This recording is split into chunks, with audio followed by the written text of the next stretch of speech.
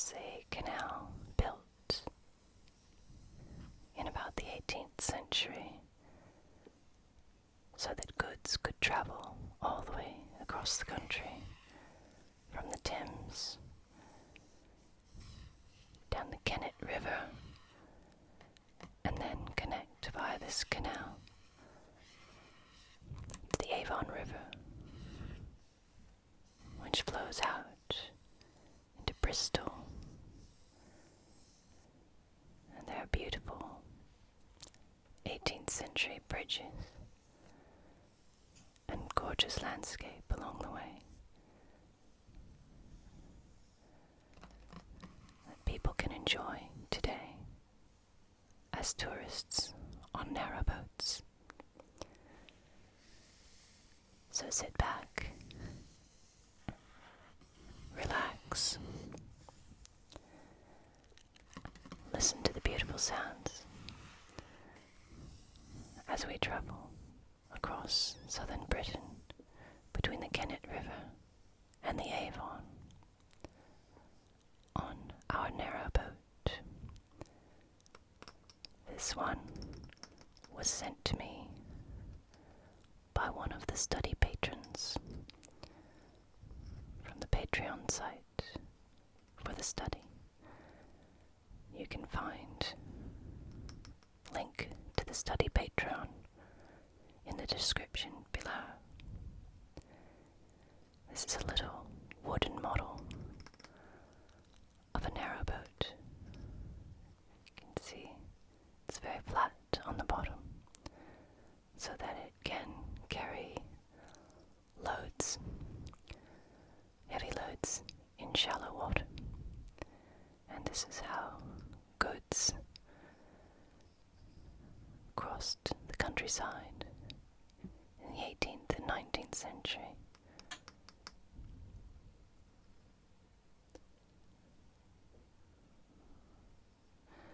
This one has a tiller that controls a rudder. So the steersman stands at the back and guides the barge so that it turns. The pivot point would be about almost midships, and the freight would either be covered or now.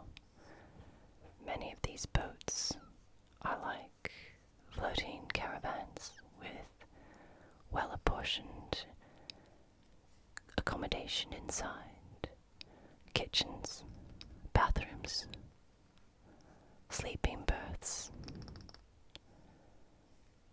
all inside this little hull. The one this lovely patron has sent is called the Rabbit, and they've painted some little windows and designs on the side of the boat and put a safety ring on top. And these boats are propelled by a small propeller at the back with a top speed of about 4 to 5 miles per hour, which is the top speed allowed in a canal. Let's have a look at some of our books.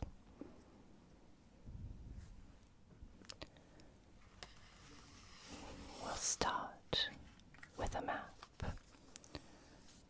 Kennet and Avon Canal, British waterways.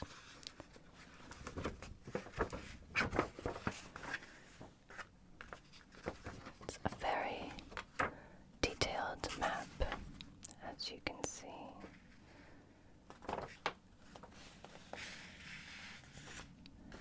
Newbury is a town in the south of Britain,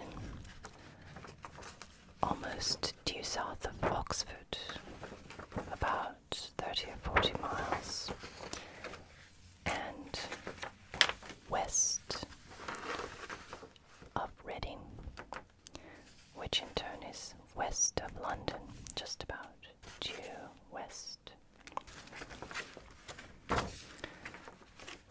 between Reading and Newbury, we have this part of the canal, and it goes along the river Kennet. The reason there's a canal dug there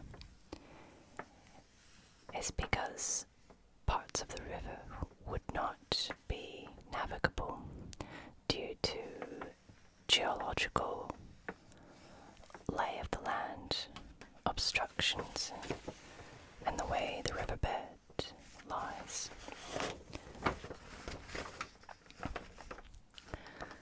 Here you can see that the canal comes into Reading, and there's a big lock there, and the Kennet River joins, or the canal rather, joins the river. And here, just past, within Reading, the Kennet and Avon Canal joins the River Thames, which flows out towards the east to London and the Thames estuary in the North Sea, on the eastern side of the widest part of the island that forms Britain. And as we move to the west, the canal crisscrosses the River Kennet, and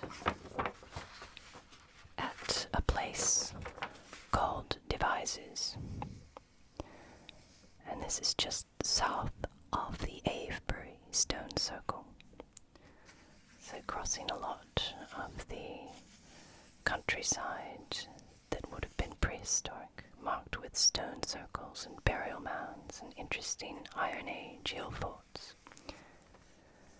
We can see that the canal is on its own and must navigate down a very steep hill, and there are about 30 locks here at this town called Devizes, and it takes all day to get down this series of locks.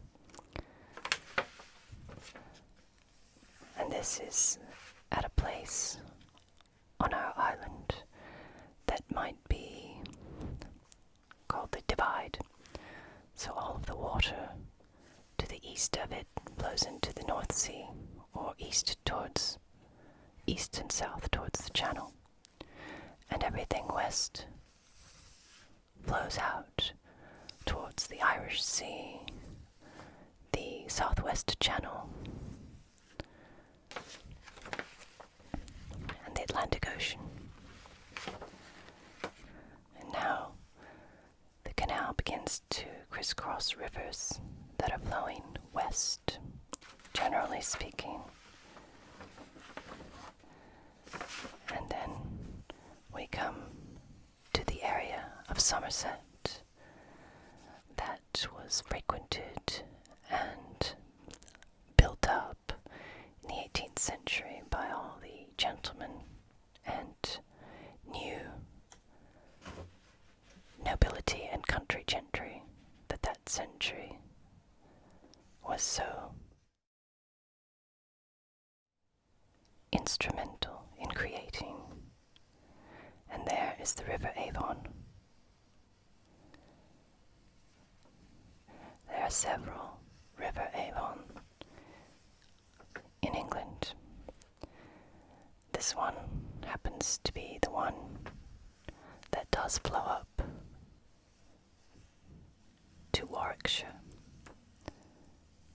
and Stratford-upon-Avon, the home of our bard, William Shakespeare. Here we have Trowbridge, the name you might recognize from the Battle of Trafalgar, Admiral Trowbridge, and Bradford-on-Avon,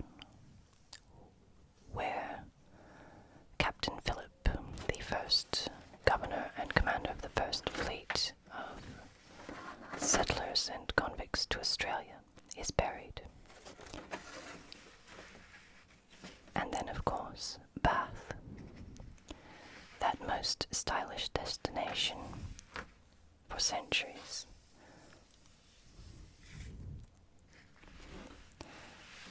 And west to Bristol.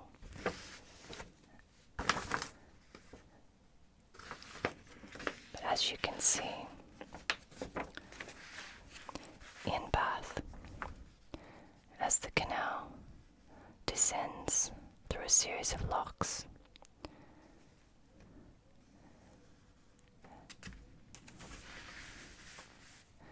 it finally opens up and here joins the Avon River. So the famous Pulteney Bridge is there. Upriver of Bath, the Avon is barely navigable by large vessels. Even so, Britain's rivers are not anywhere near the size of those on the continent of Europe, where you get huge rivers like the Loire and the Rhine and the Po, or in North America, the Missouri and the Mississippi. England's rivers are rather small by comparison, yet they form a very intricate network throughout the country, along with their canals. So here you see the Avon joining what was the Kennet and Avon Canal that ends there. And then we have the River Avon, which is a very beautiful sight coming out of that Bath Deep lock. And the River Avon goes all the way to Bristol, where it has its mouth at Avon Mouth, empties into the mouth of the River Severn and out into the very south part of the Irish Sea and the Atlantic Ocean. Bristol being a very historic seaport. And here the river is navigable all the way up to Bath. And we have a bit more detailed map here of getting from this part of the River Avon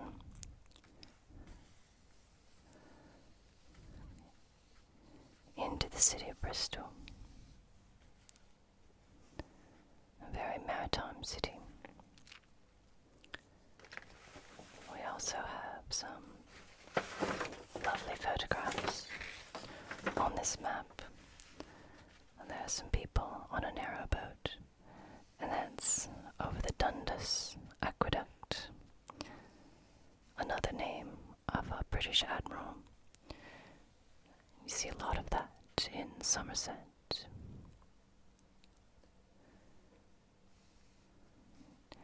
And this aqueduct is a very beautiful piece of classical or neoclassical architecture. And you can see how narrow the canal is. In some parts, there's only room for one boat to pass, but we will see some more of that. There are also places to stop along the way. And here we have a picture of the Devizes locks.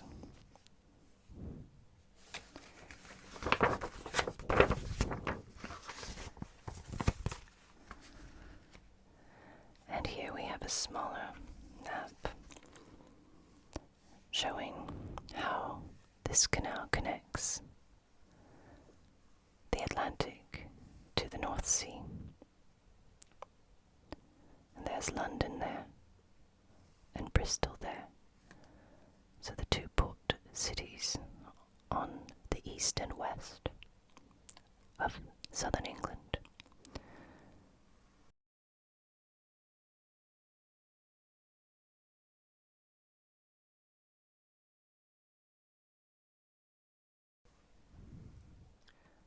I'll show you a little larger map here so you can have an idea of the importance geographically that this canal had.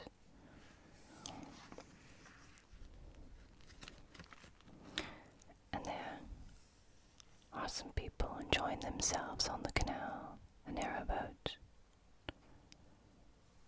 and a canoe, and there's a lock in the background.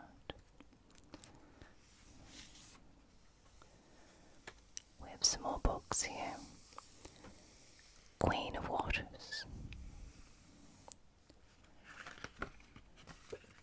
The Canal Companion to the Kennet and Avon. River Thames. Oxford, Reading, Brentford, and Our Boater's Handbook, which we will start with. It has a general introduction to narrowboats and their handling, and a few safety notations. Here it shows the boat steering with a tiller. Some people have not steered with a tiller before.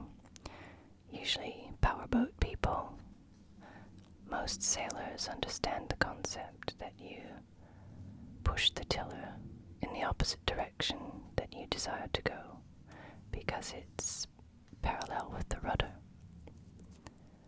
Boats with steering wheels, including sailboats, have the mechanism of turning the wheel in the direction you want to go. But with our narrow canal boats, we have tiller steering for the most part.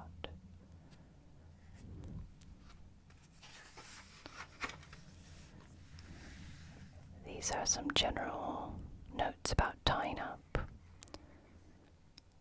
So our bow and stern lines prevent the boat from moving laterally out away from the quay, and the two spring lines prevent the boat from moving fore and aft. We have some useful knots for mooring up or tying to the quayside. So our figure of 8 on the cleat, and a round turn and 2 half hitches. If you would like to do some knots in the study, I'll put a link up here to a knot video. We've done a few here in the study. And now we have locks. A wonderful mechanism that the industrial age people certainly must have thought was a marvel of engineering. Here you can close the gates and raise or lower the water level so that the boat can exit the other side at a completely different elevation. And this helps boats navigate rivers at places where they might not be able to otherwise. And it's very interesting going on walks through woods around very wet and river areas such as the Thames and the Avon, because you can see that 200 years ago there had been a lot of activity where now it is all overgrown. There are flash locks and cuttings between bends in the river, long forgotten. Some of them still have water in them. You can see the stones.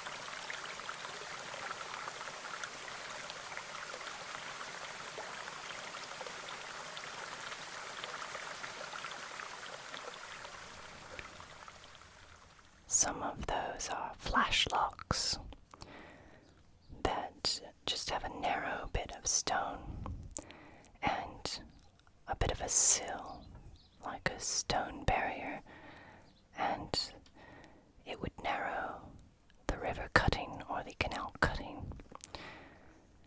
to make the water flow faster. So the man on the barge with his pole would guide the barge over the sill, and it would go like a water slide down to the next level. Here we have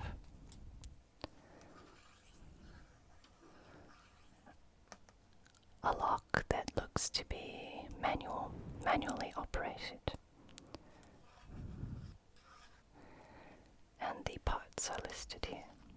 We have the paddles, which are underneath.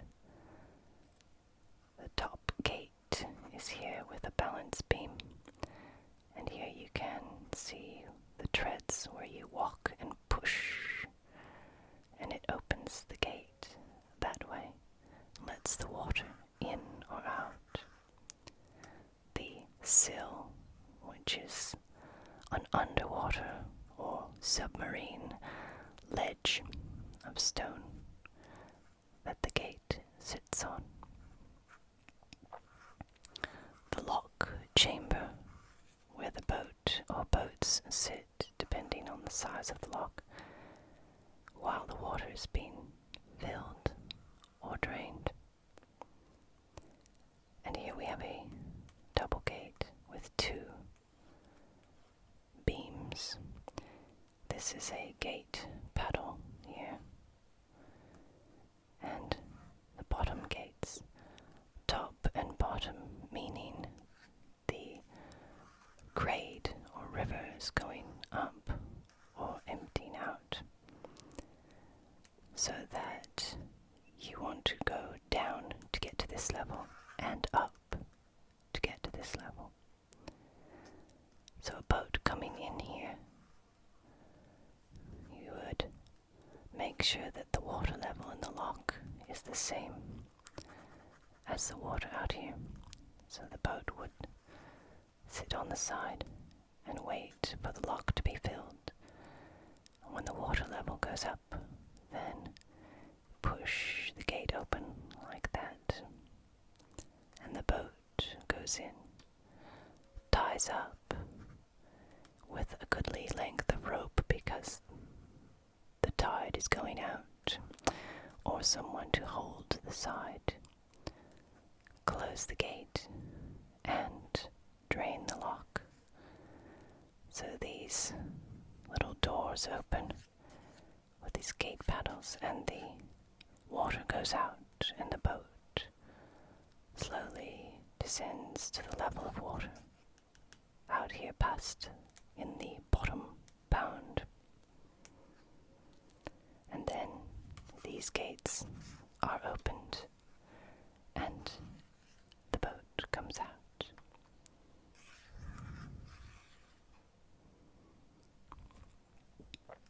That's the anatomy of a lock. And here we have the working parts, the gear.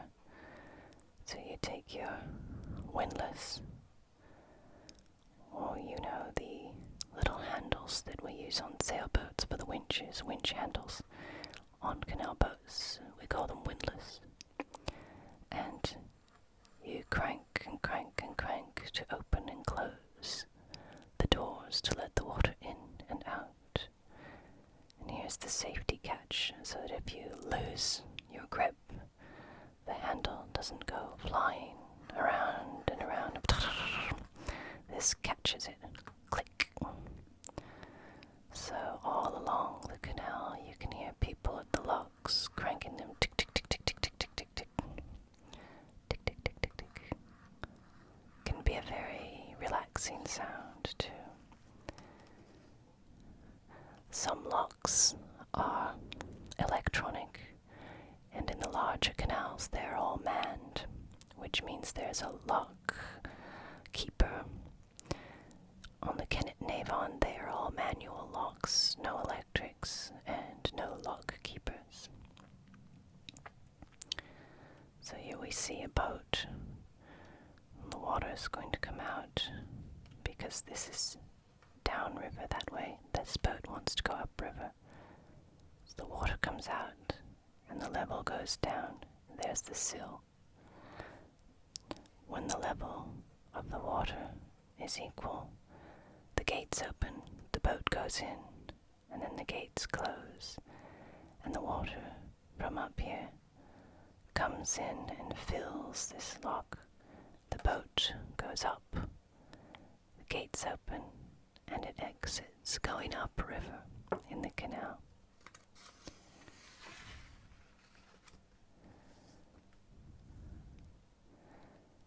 And so these sills that are there have to be noticed by the boatsmen so that you don't get caught on one as the water goes down and the top of the boat gets stuck.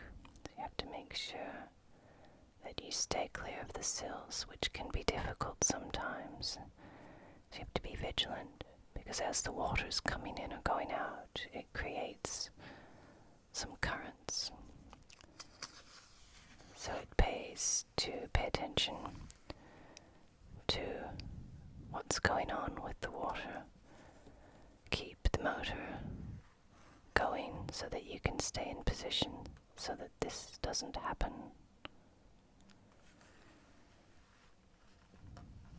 This one's called a guillotine lock because it goes up and down rather than swinging gates. And they're foot bridges. Many of the swinging gates will have foot bridges on them, so when they're closed you can walk across. Many of the canals, not the locks, are shallow enough to stand in. And there's some more diagrams of the locks. Some swing bridges, which are exactly what they say they are. They either swing to the side to let the boat through, or up. Manual lift bridges.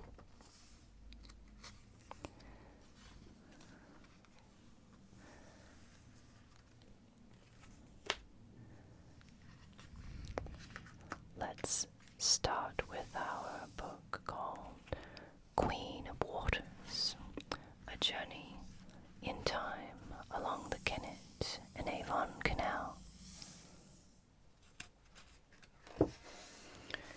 by Kirsten Elliott.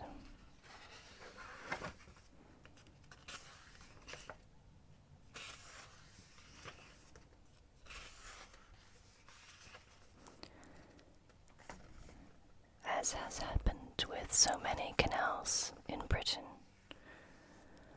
when the railway was built, they were no longer needed. And here's a picture of the Kenhill flight, or the series of 30 locks at Devizes before it was restored, so that recreational boaters could use the canals.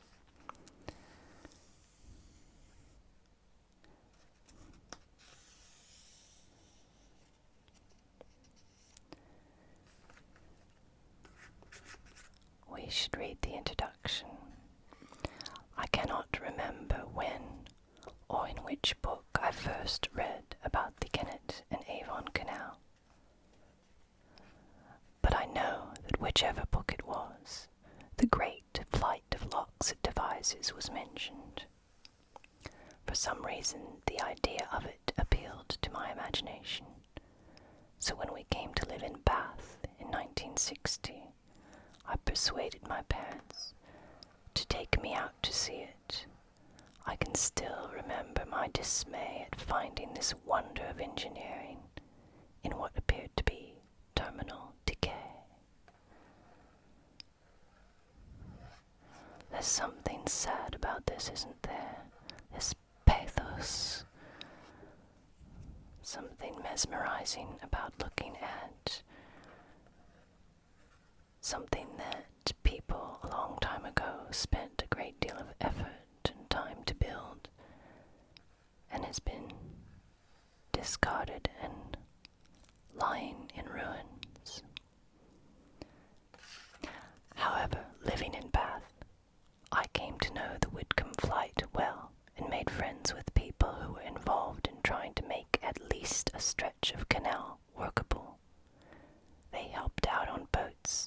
such as the Charlotte Dundas, designed by Lieutenant Commander Ray Bliss, to chew up the choking duckweed while giving pleasure trips to visitors.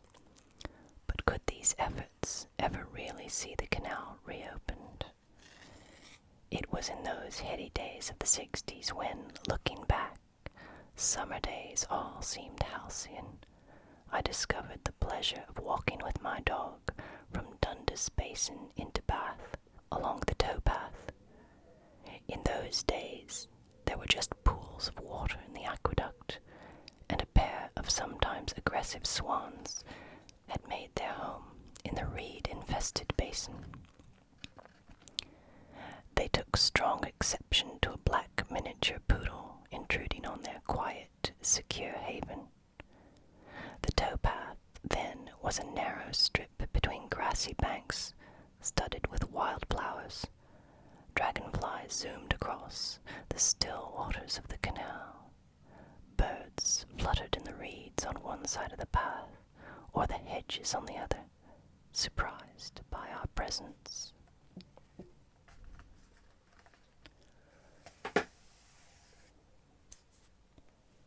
We would rarely see another person until we neared Sydney Gardens.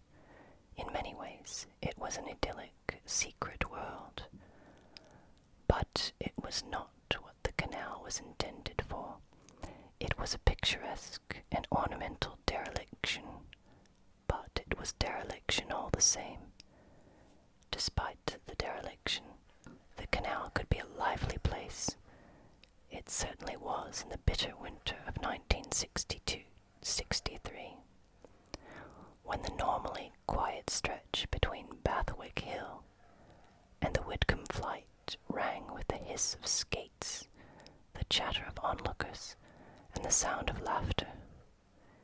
Even those who weren't up to skating took the rare opportunity of walking on its frozen surface. I left Bath in 1968, but returned in 1981, and immediately joined the Kennet and Avon Canal Trust. I was impressed by the progress of restoration. Back in the 60s, it had seemed an impossible dream.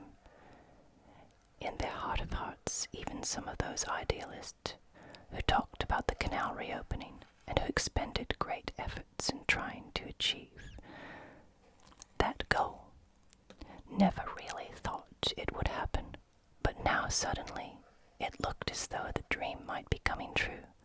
There was talk of reopening the whole canal by 1983. But when in 1982 I walked it all the way from Reading to Hannam, it was evident that there was much left to do. Many locks, especially at the eastern end, were still ruinous, the gates rotten and decayed, hanging from their hinges. In some places, they had simply collapsed into the lock. Devises remained a problem, as it had been when the canal was first built. Land slips, leaks, and water shortages, not to mention a lorry crashing into a bridge at Bath, were all backward steps in the progress of restoration. Chatting with volunteers at Crofton Pumping Station, it was clear that, despite the brave words, there was a certain amount of pessimism. It was not until 1990 that the Queen finally declared the Kennet and Avon Canal open once more. In the 20 years since then, the Kennet and Avon has changed beyond recognition. From that dreaming backwater into a well-used waterway which has brought new industry to places such as Hilperton and Aldermaston. It is a leisure facility enjoyed by many, and not just boaters and anglers, but walkers and cyclists as well. Its once quiet towpath is now part of a busy cycle route which allows the fit and adventurous to cross the country on 2 wheels. It has also become home to many who cannot afford to buy a house in expensive Bath and choose to live afloat instead. It is a testament to those, including myself, who kept the faith with the idea that it could be done, and who contributed our many and varied talents to achieving the aim. 200 years ago, in December 1810, the canal was finally completely open against all odds. The canal was finally completely open against all odds. It is open once again. This book is a celebration not only of the 200th anniversary of the opening of the canal, but also of the 20th anniversary of its reopening. In it we take a journey along the canal from Reading on the River Thames to Bristol on the River Avon, a journey in time with pictures and photographs showing the changes that have occurred over the past 2 centuries.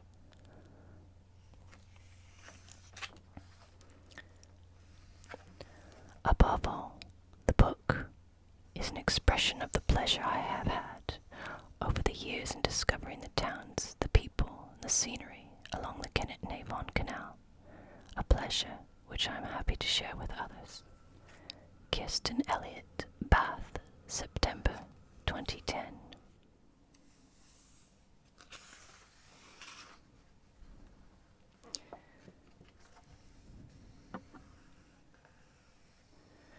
The restoration of the canal in the late 1970s. And this is a drawing of Lower Bristol Road in Bath. So when they're building the canal,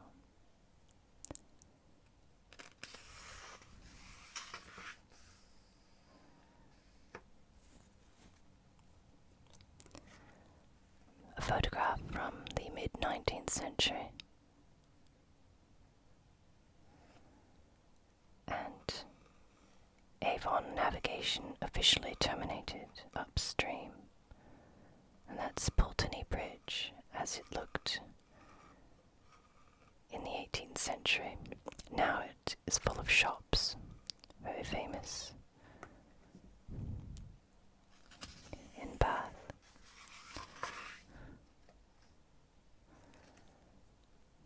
Some 18th century maps of where the canal should be laid, and the plan. And these are Sydney Gardens, beautiful green space in Upper Bath.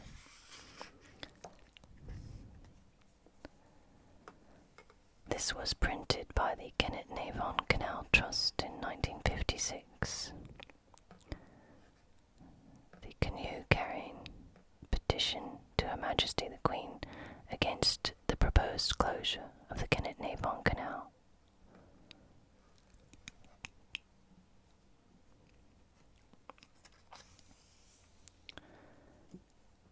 Here's a sign appealing for volunteers in 1971. And the canal, very much as it looks today. Little boats and barges, and the towpath.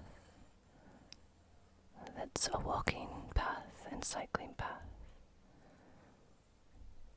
for cyclists, birders, dog walkers. Very small picture of a pub there, and some more narrow boats. Let's see if we can find some larger photographs there. There's a lock there in the towpath, and some boats going into an open lock here. And a picture at about 1990 where you still have the horse on the towpath pulling the barge along the canal. Look at that. Near Bathampton, 1990, and you may not believe it, but I do recognize this tree.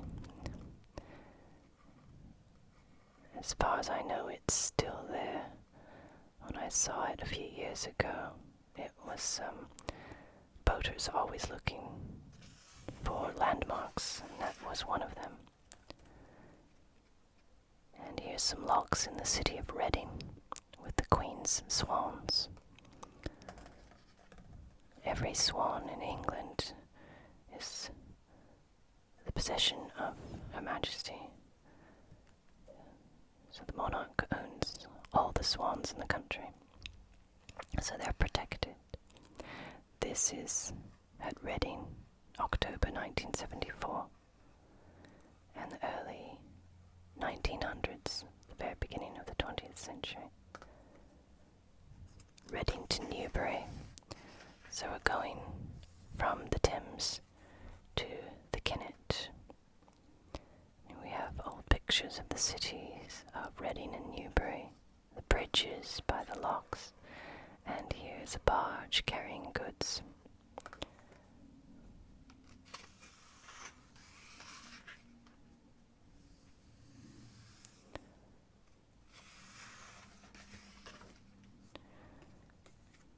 Bergfield Bridge. This photograph was taken around 1910.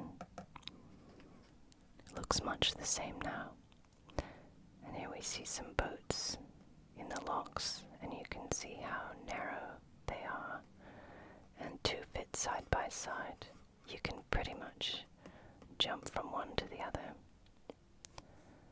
There's very little about canal navigation that has to do truly with boating, other than you're floating on the water, but it is quite shallow and very much a land navigation. And this is Garston Lock in 1982, and again in 2009 when it was being renovated and refurbished.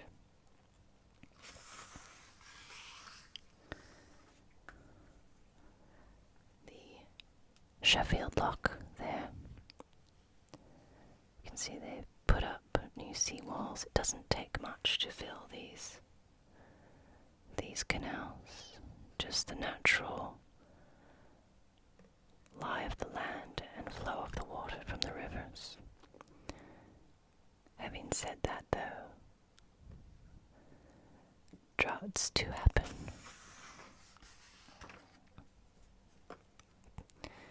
And here we have some more locks. Tile Mill Lock, Salhampstead Lock, and the Mill Bridge. There's the Mill Lock and the Mill Bridge, and Folly Farm. Some beautiful old photographs here. Here's the swing bridge at Aldermaston around 1905. And a mile marker showing 7.5 miles between Reading and Newbury.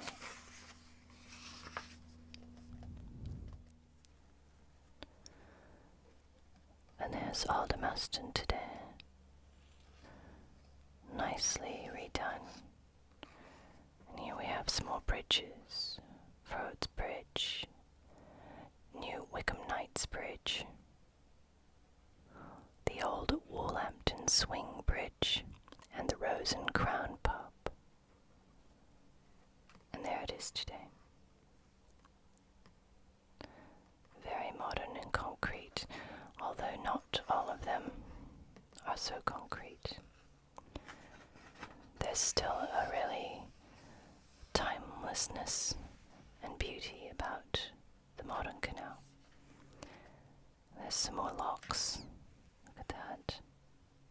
See the Woolhampton Lock? And this is a turf-sided lock, right? And there's someone says it's an artist who is painting it. Can't tell which one of these people might be the artist. There's Midgham Lock before it was restored. And here you can see them working on these locks to restore them. This is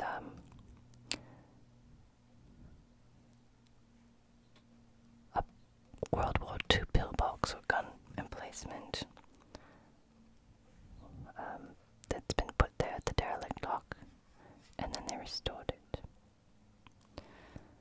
World War II changed the landscape of many parts of England out of necessity.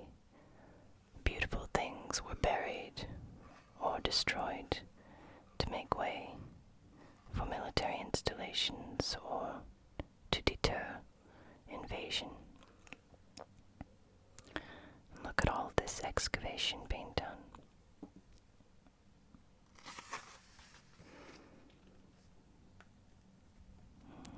Some more pictures of restoration.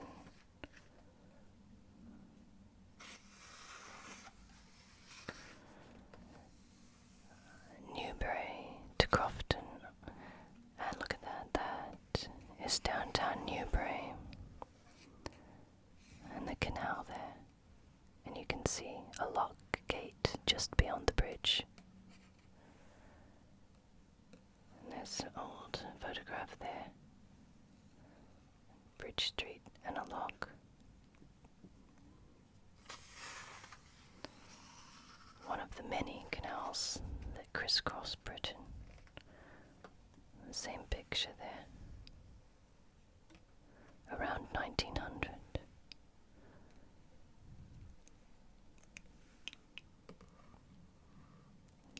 Another lock at Newbury.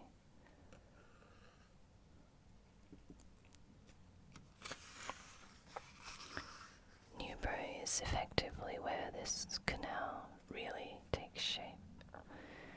You can see here's the mill at Hampstead, and there's a towing horse and some people in a boat.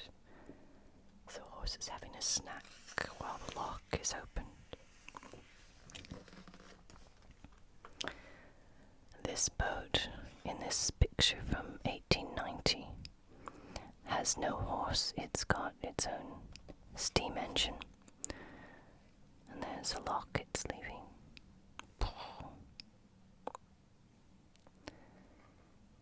And some more pictures along the canal at Nitbury. The Dundas Arms. I don't know if it's audible to you, but there seem to be a lot of airplanes flying outside, passing by, and those will be the planes that are practicing for the Queen's Jubilee flypast. So we're in the practice path, which was published in several newspapers. So we probably have Hurricanes, Red Arrows, Spitfires, Lancasters, all manner of engines, so jets and rotary, inline propellers.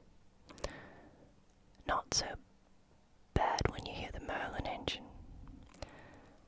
Nothing like the sound of that Merlin engine on the Spitfire. So we'll just try to ignore those airplane sounds for now as we float through these locks, down through the years of history. It's another photograph from the 1890s. You can see how very narrow these English canals are, but how very important they were for a short period of time that they were used for transporting goods. Beautiful old photograph here with the horses on the towpath to tow or pull the boats along the canal. This is near a place called Hungerford in Berkshire.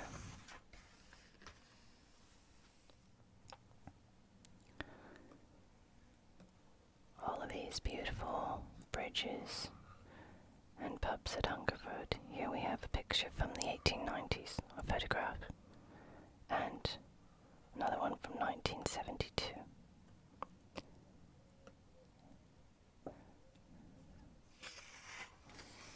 The phrase comes to mind, needs must.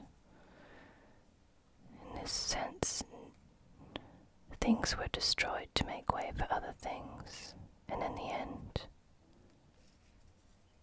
you can see that it might not have been such a good idea. Here is work in progress on the canal there in the 1880s. They are using an Archimedes screw, which looks like a big pipe here, to drain water from a culvert under the canal. It says that the trees that appear mere saplings here have now reached their full height. So this is 1880s. This drawing or etching is 1810. And this is the church in probably the 70s.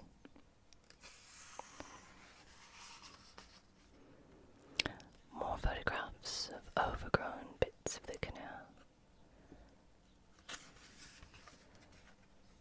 And very peaceful. And places where it crisscrossed the railway, the new railway that took the place of the canal for transporting goods even faster across the country. And there is the canal next to the Great Western. And the pumping stations there. Because water does have to be pumped into the canal as it goes downstream. It does have to be pumped back. So we have pumping stations like this. Old one. The Honey Street clock. Rescued from the boatyard at Honey Street. And here's a piston in the pumping station.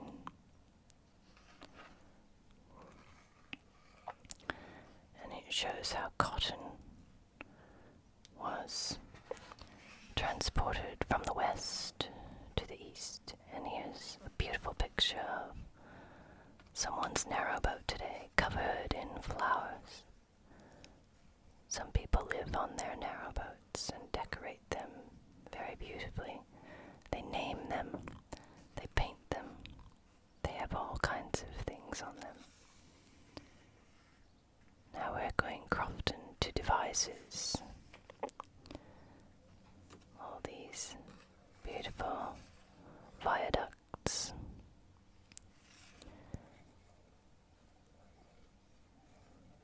This looks a bit derelict here. Needs to be dredged. It's a spot where the boats can come and sit while they're waiting for the lock to be opened and filled or drained. We have some more historic photographs there. And there's a paddle boat. This narrowboat is propelled by a paddle. And a lodge for a lock keeper.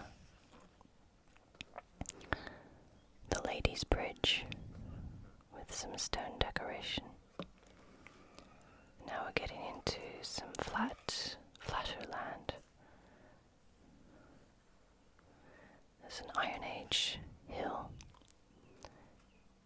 You can tell by the shape of these that they have been changed slightly by humans thousands of years ago, and it shows when you look at them repeatedly at the landscape.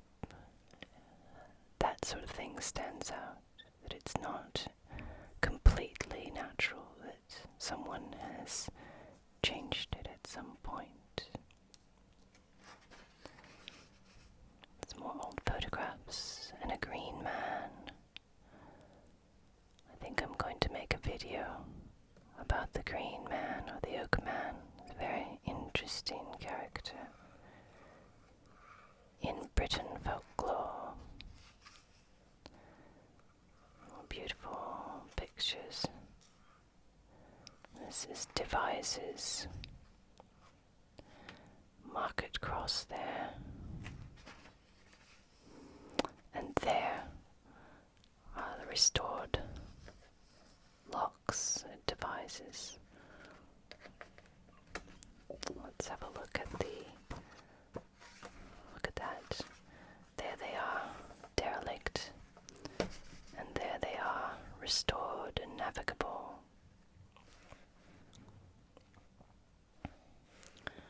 Truly a marvel of engineering. Again, abandoned in 1982 and restored.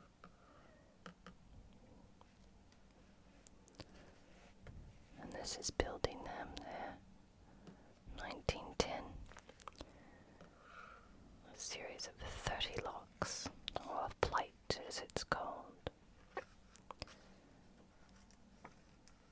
In the 1870s when they're building it. A man in his top hat. And some of the wildlife, there's a heron getting a fish.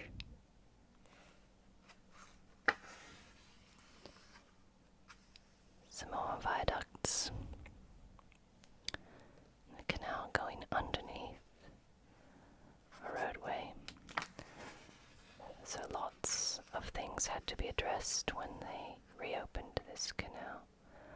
Old aqueducts and viaducts had to be repaired and restored. And motorways had to be accommodated that had not been there at the beginning. Here we have Avon Cliff around 1904. Beautiful, beautiful bridge. It's an aqueduct. It takes the canal water across a ravine. And here's a picture in 1971. There's no water in it at all. And they restored it painstakingly. There's pictures of the restoration. Another horse on the towpath around 1900.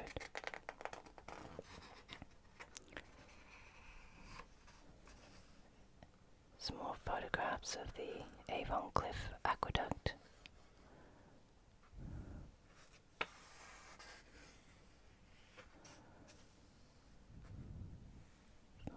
'90s photograph with water in it, and 1984 excavation. Look at that. What a great photograph here. Looking west across Dundas Aqueduct during World War I. As a boatload of recuperating soldiers attracts a small crowd. I love the way these ladies are dressed. Their big hats. And there it is, before the water was put in it in 1984, just after the concrete lining had been installed. So we have Avon Cliff and Dundas Aqueducts, completely restored now. Look at that. You can see another horse on a towpath, and a boat called the Lady Lena. So we're approaching Bathampton now. Here we have Bathampton in the 1960s. And there was a fire in 1963. And here, they're restoring it. As many of these industrial towns, or towns that hadn't been but became industrialized in the 19th century, looked rather, by the time the Second World War had finished, thanks to so many restoration projects of canals and towns and green areas from the 60s to the early part of this century. These beautiful little towns and spaces have regained their beauty and usefulness to recreation, to public life, to civic life, as well as to commerce.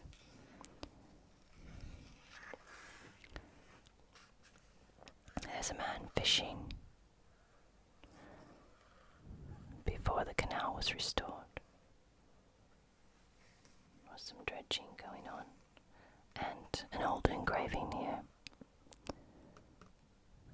This is Darlington Wharf.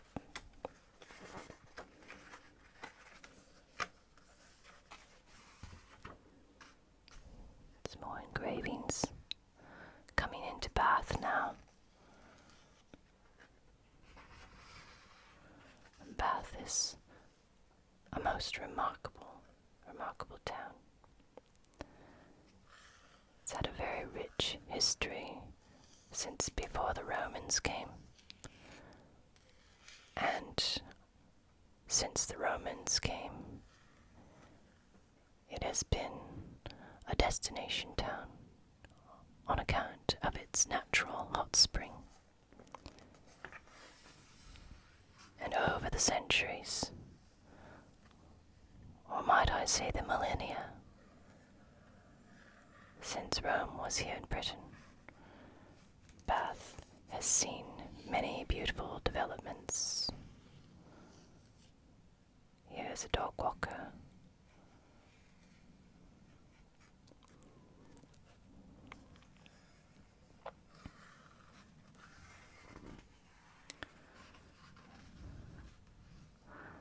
Bath top block, and you can see the beautiful stone neoclassical era housing in Bath beyond.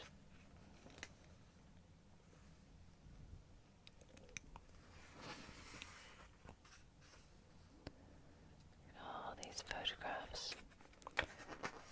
We won't dwell too much on them because you really have to know what you're looking at to see.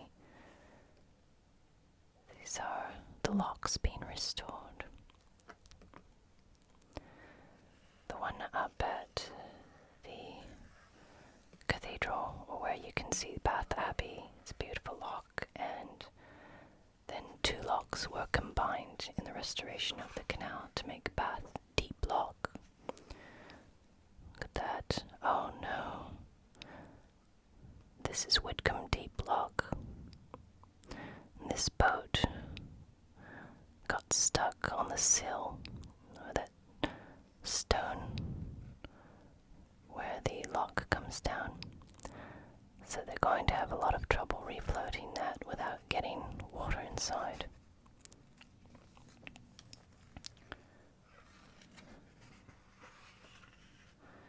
More beautiful photographs of all of the restored locks.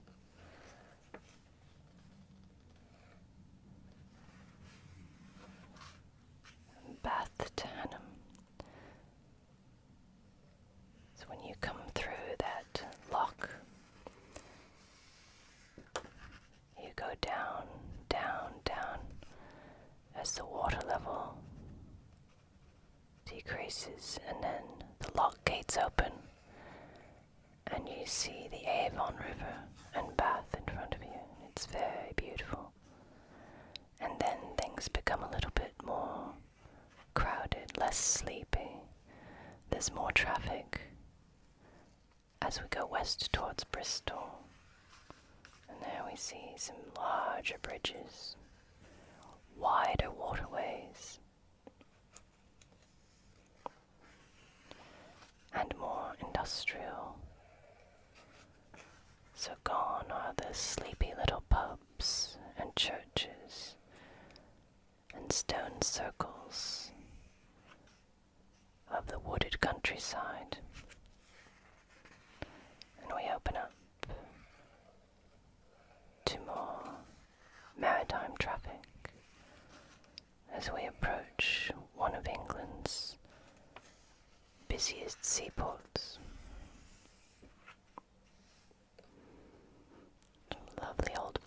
photographs there. Let's see what nice ones we can find before we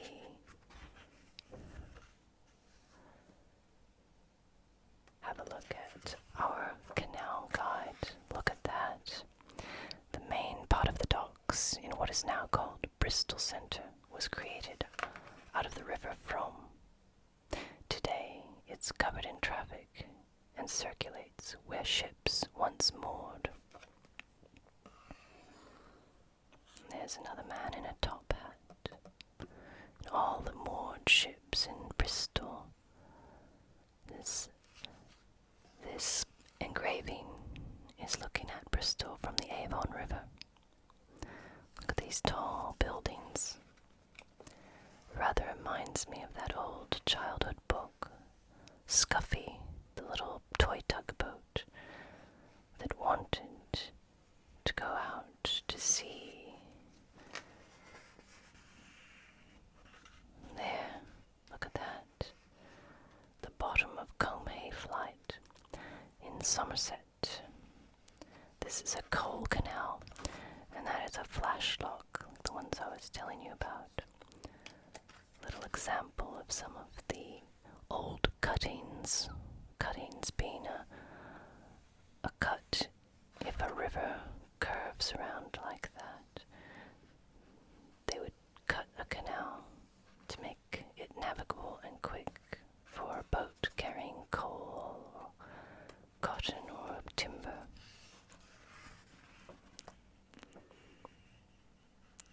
You can see these old cuttings in the woods. It's very spooky and lovely in a way.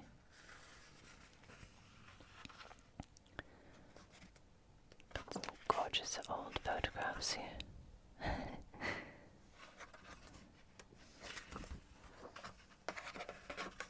And there's another one.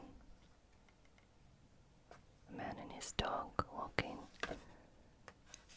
There are still so many canals in Britain that have not yet been restored and might never be, that would have connected one river to another river. And there's a girl walking along the canal there, in her dress and hat, with her hair all curled. And here we have the Wilts and Berks Canal, going between Wiltshire and Berkshire. And this canal has had an avid group of people working to restore it. To this day, it has not yet been restored, but they're still trying to get enough support. It would connect the Thames in Oxford, or Abingdon just south of Oxford, to the Kennet and Avon. So if you were going between, say, the Kennet and Avon Canal and Oxford, you wouldn't have to go all the way east to Reading and then through Newbury and down the Devizes Flight. You could cut across the country.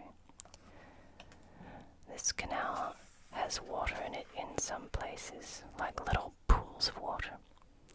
In other places it is completely dry or even built over by roads or housing. But you can see in Abingdon the place where it would have opened into the Thames. But wherever there is space, wildlife comes, whether there's water or swamp. There's two boys fishing along the canal.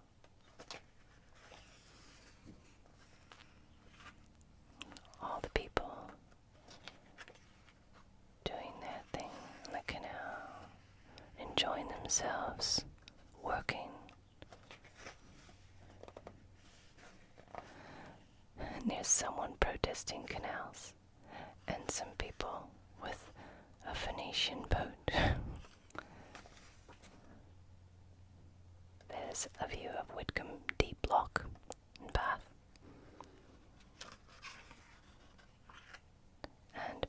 So, with the Pulteney Bridge, with the shops in it now, and our final chapter, from Sleeping Princess to Queen of Waters. Picture in the winter. And some champagne and flowers at the bow. Kennet and Avon Canal. Let's have a look at our canal guide.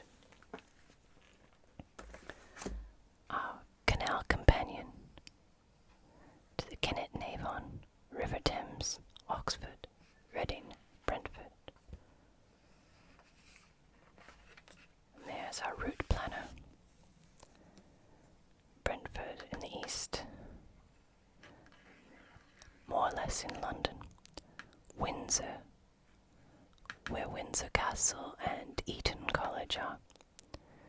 Marlow, Henley, where all the boat races happen. There's our Thames, Reading. And then the Thames turns north, goes through Wallingford, meanders around through Abingdon and Oxford. Technically, the Thames doesn't really begin until further down past Abingdon, where it's properly called the Thames, where some rivers meet.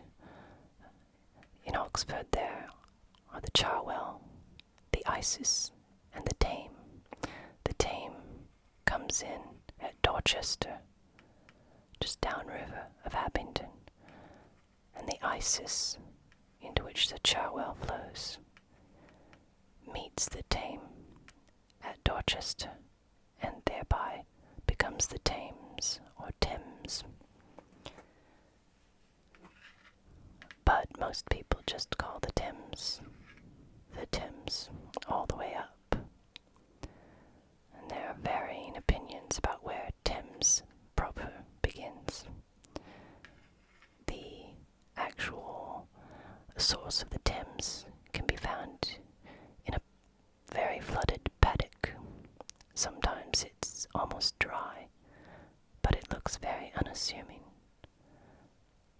to be the source of such a grand river. Here at Reading, we have the Kennet and Avon Canal, going between the Kennet and, of course, the Avon.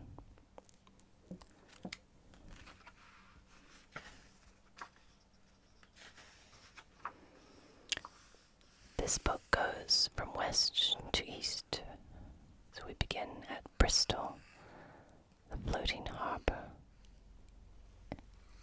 Envy the lucky boater who has to begin or end their voyage in the superbly atmospheric setting of Bristol's floating harbour. Of course, it's the vessels which float and not the docks. Early in the 19th century, William Jessup designed a new enclosed harbour to eradicate difficulties involved in loading and unloading vessels at the mercy of the River Avon's considerable tides.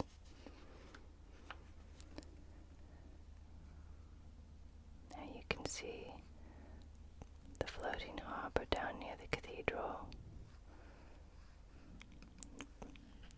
and some historic ships. And then we move Keynsham. So these pages are about 5 miles each. And it says takes about 2 hours to get from Bees's Tea Garden to the Avon Valley Country Park. And you can see the locks and a weirs and a sailing club, Saltford Marina, Bastille and Brith Railway Path, bicycle paths, the Boathouse Pub, Everything is marked here. Former soap works and a chocolate factory. Avon Valley Railway. All these pubs here. Hannam Court. And a walking trail, the River Avon walking trail. And we get to Newbridge.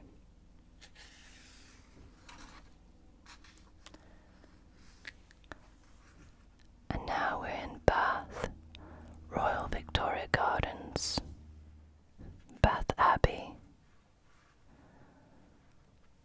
and of course a Sainsbury's where you can buy supplies. Everything is marked on there. So you can visit the historic city of Bath and go up this way to the River Avon, not navigable by craft larger than a canoe, really, and stops at the Pulteney Bridge and Weir. There's the railway station, and here you enter the Kennet and Avon Canal.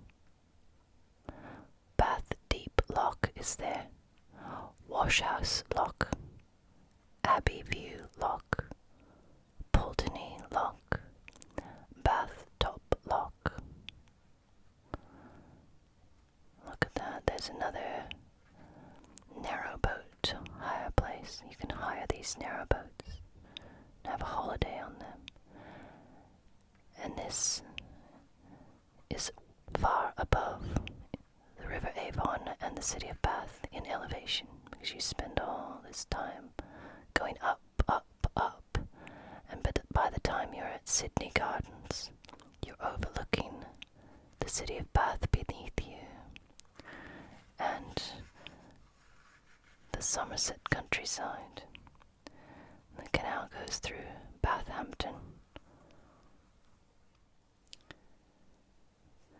The River Avon plunges over Pulteney Weir before establishing its true navigable status.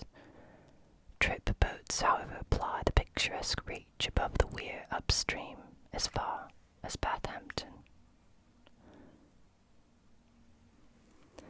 Bath Bottom Lock is numbered 7th in the sequence from Bristol. Numbers 8 and 9 were combined. When the canal was restored at this point in 1976, the new chamber has an intimidating depth of 19 feet and 5 inches. Those inclined to claustrophobia and or vertigo are advised to watch proceedings from a safe distance. So there's some humor in this book as well, in this guide. I'll see if I can show you a picture of Bath Deep Lock and the lock opening up the gates to see the River Avon.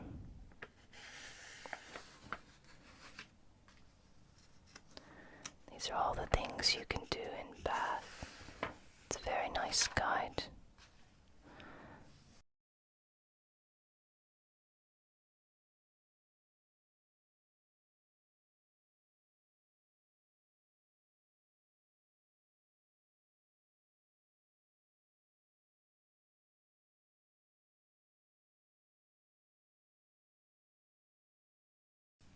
Then we go to the Dundas Aqueduct. So we make a dog leg there to go across over this railway. So the water goes over the railway in a bit of a ravine on the beautiful Dundas Aqueduct. And the canal comes then to the Avon Cliff Aqueduct, another beautiful, beautiful aqueduct, and to Bradford on Avon. Bradford on Avon is another beautiful little town, very picturesque, with an old Saxon tithe barn and the Beef and Barge pub and the Beehive, little marina.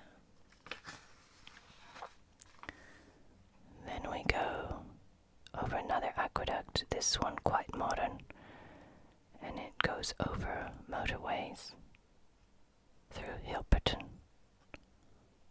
Warden, and Symington. And here you can see the course of the Wilts and Berks Canal, the one that has not yet been restored, that will join the Thames south of Oxford.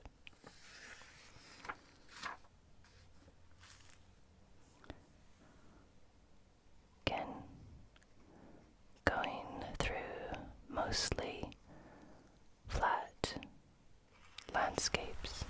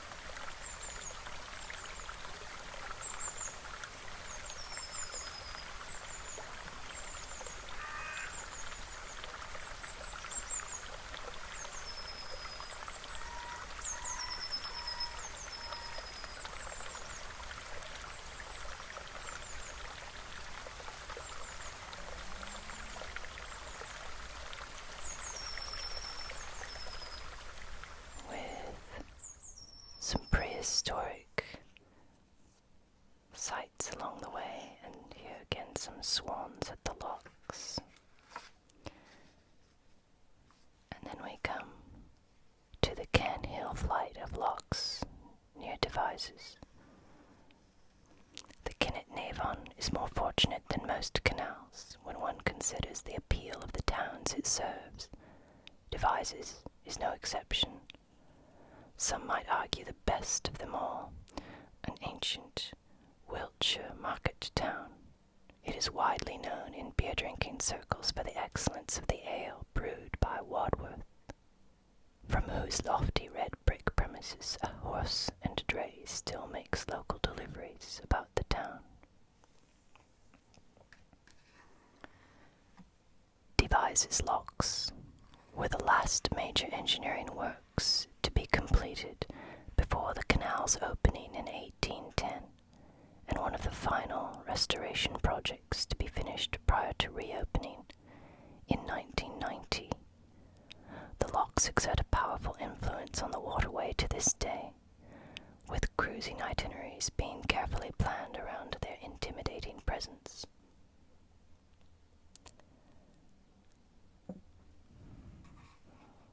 One of the 7 wonders of the waterways as selected by Robert Aikman, the Devizes flight of 29 wide-beam locks raises or lowers the level of the canal by a total of 237 feet in just over 2 miles. They come in 3 groups, 7 at Foxhangers, 16 at Can Hill, and 6 at the town end of the flight. Whilst the locks were under construction in the early 1800s, a tram road provided a link between Foxhangers and Devizes, as evidenced by the towpath arches supplied by the now disused brickwork beside the Can Hill section. A pumping station was installed at Foxhangers in 1996. It's capable of returning 32 million litres of water per day to the top of the flight, equivalent to 1 lockful every 11 minutes. Impressive though the entire Devizes flight may be, it is the Can Hill section that wins all the plaudits, and deservedly so. It has been claimed that they are named after the hometown of a group of French prisoners of war who were made to work here during the construction of the flight. But authoritative local sources insist that Cane Hill was a 17th century name for the locality. The The 16 closely spaced canhill locks make light work of a 1 in 30 gradient. Each lock is equipped with an extensive side pond, virtually a small reservoir designed by John Rennie to guarantee an adequate water supply.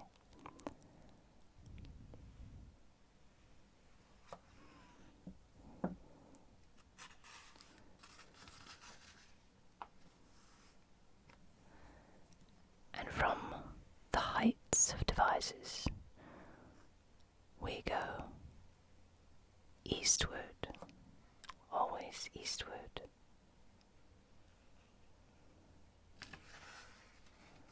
Towards Reading, past Pusey, Cuckoo's Knob, Wharton Rivers.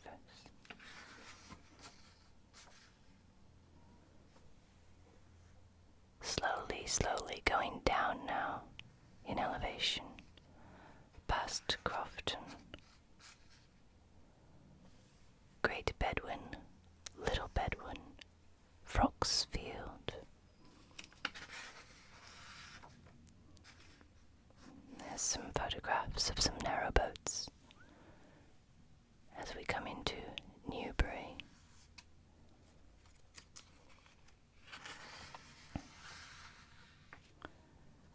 And here we are in Berkshire now. Wiltshire, Berkshire. Coming into Berkshire through Hungerford, Canterbury, and into Newbury, where we join the Kennet River.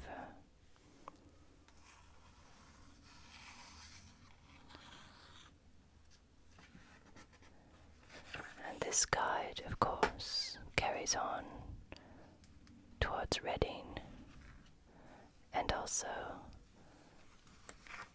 a map of the River Thames to Walton-on-Thames. I hope you've enjoyed this trip up and down the Kennet and Avon Canal, forward and back, east and west, in history. And of course, a big thank you to my lovely patron who sent me the Rabbit Narrowboat.